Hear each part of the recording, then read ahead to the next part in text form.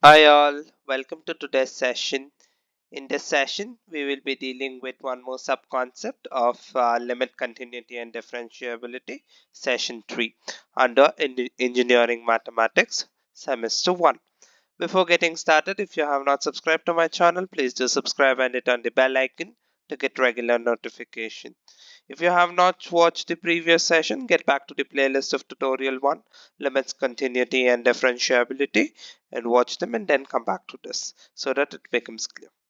So here we are dealing with one more beautiful question, that is, evaluate the limit 3 plus h the whole square minus 9 divided by h as h tends to 0.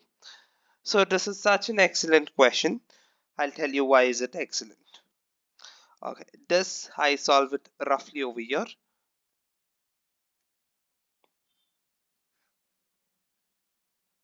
Rough work.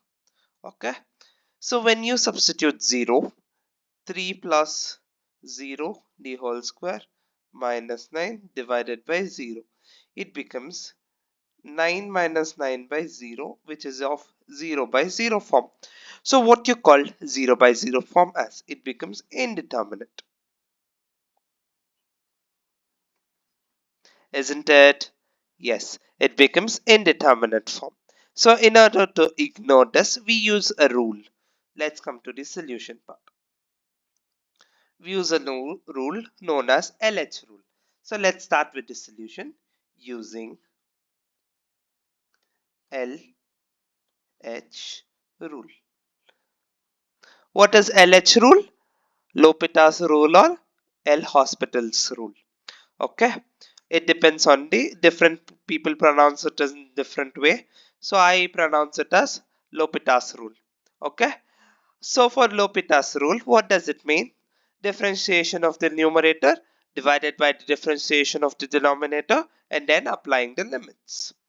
So I will differentiate the numerator first.